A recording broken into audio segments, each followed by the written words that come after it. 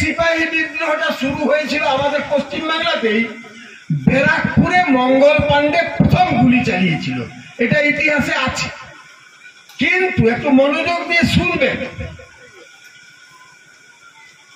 বাংলাদেশে কোন সিপাহী বিদ্রোহ হয়নি। বাংলাদেশের কোথাও সিপাহী বিদ্রোহ হয়নি। সিপাহীরা বিদ্রোহ করেছিল সৈন্যবাহিনীর বিরুদ্ধে, ইস্ট ইন্ডিয়া কোম্পানির বিরুদ্ধে, কিন্তু বাংলাদেশে কোথাও হয়নি। কেন হয়নি?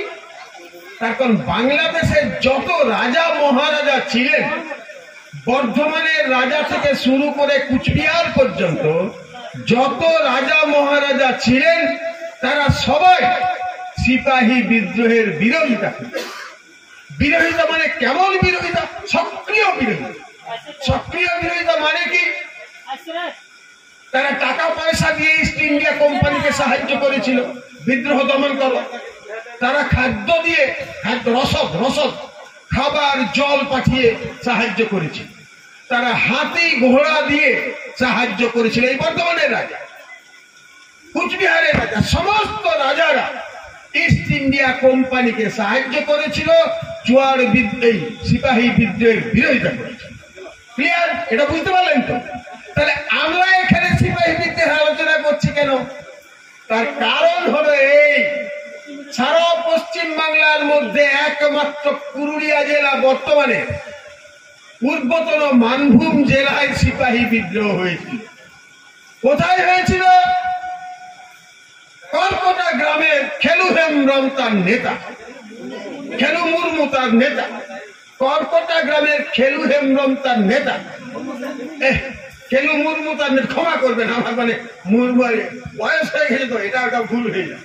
খেলু মুর্মু কর্কটা গ্রামের সাঁওতালদের নেতা।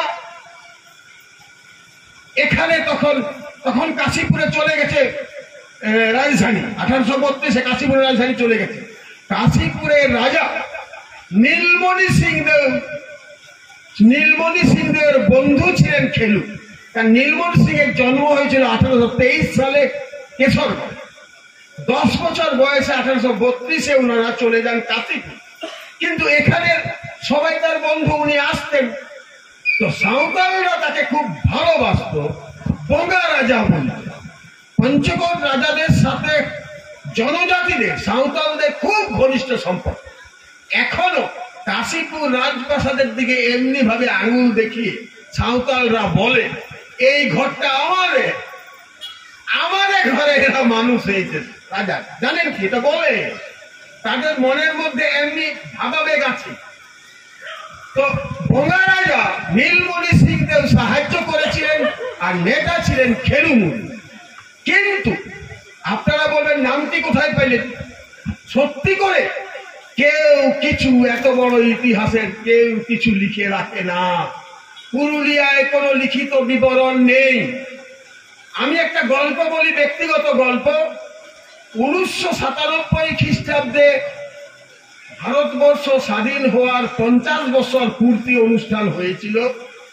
কোথায়? কেশরগড় গায়ে। রাজারা করেছিল। বাংলা, বিহার, উড়িষ্যা 30 জন রাজপুরুষ এখানে এসেছিলেন।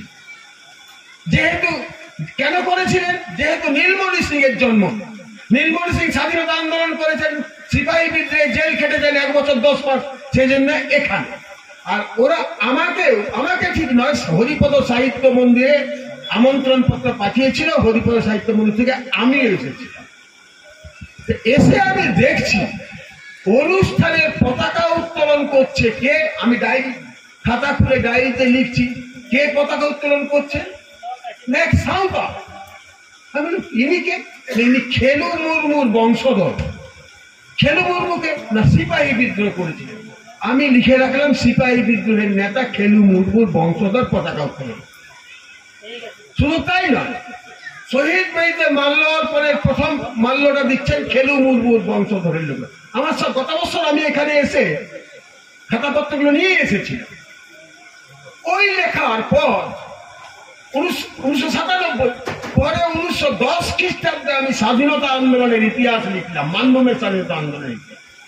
আমার যে বই, মানভূমের একটা বই আছে, মানভূমের স্বাধীনতা আন্দোলনের ইতিহাস, আপনাদেরকে আজ দিতে পারছি না, কারণ বইটা আমার শেষ হয়ে গেছে, কলকাতা থেকে আসেও না। যাই হোক, তো আমি যখন 2010 সালে বইটি লিখি, তখন আমার মনে পড়ে আরে স্বাধীনতা আন্দোলনের ইতিহাস লিখবো, অথচ কেশরগড়ের একটা ইতিহাস খুঁজে পেতে খেলু মুর্মুর নামটা পেলাম। খেলু মুর্মু 5ই আগস্ট সিপাহী বিদ্রোহ শুরু করেছিলেন এবং সেখান থেকে পুরুলিয়ায় এসে ট্রেজারি লুট করেছিলেন, জেল ভেঙে দিয়েছিলেন, সরকারি সমস্ত অফিসের কাগজপত্র পুড়িয়ে দিয়েছিলেন এবং ওই 5ই আগস্ট থেকে শুরু করে পরের মাসের সেপ্টেম্বরের 11 তারিখ পর্যন্ত পুরুলিয়াকে স্বাধীন করে দিয়েছিলেন। কেমন স্বাধীন? ব্রিটিশ শাসকরা 10 জন সাহেব ছিল পুরুলিয়ায়, তারা ওই বিদ্রোহ দেখে রঘুনাথপুরের পথে রানীগঞ্জে পালিয়ে গেল। তাহলে 5ই আগস্ট থেকে 17 তারিখ মানে পরের মাসের 11 তারিখ পর্যন্ত তারা এই পুরুলিয়া স্বাধীন ছিল।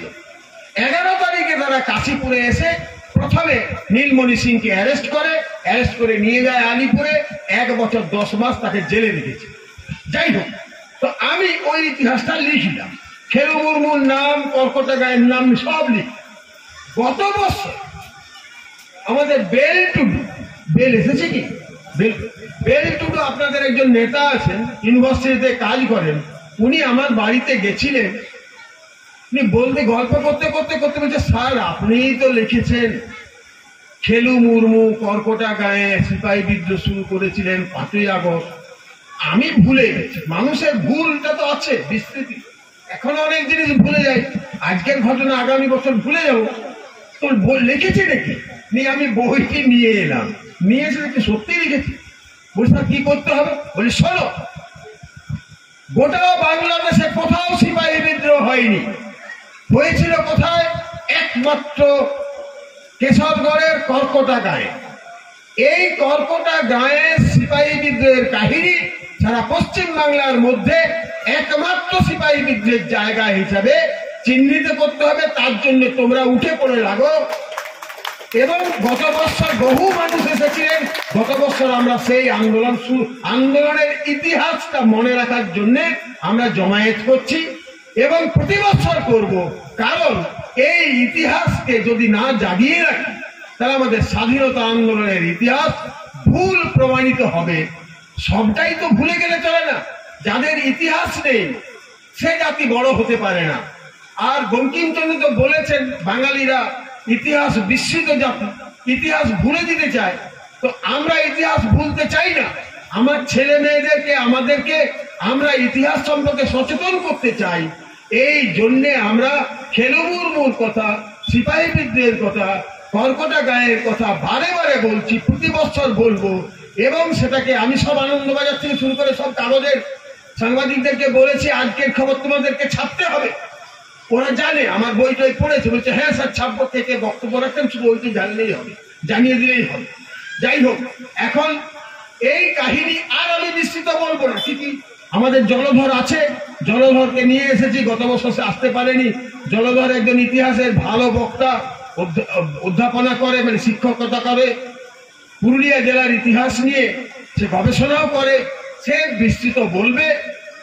বিস্তৃত আর আমি বলছি না। আমাদের ইতিহাস আরো গৌরবময়, কিন্তু 137 জনকে অ্যারেস্ট করা হয়েছিল, তাদের অনেকের ফাঁসি হয়েছিল, তাদের অনেকে দ্বীপান্তরে গেছিল। আমি সেগুলো বললাম না, বইতে আমার আছে। তো এগুলো আরো ডিটেলে বলতে পারলে ভালো হতো।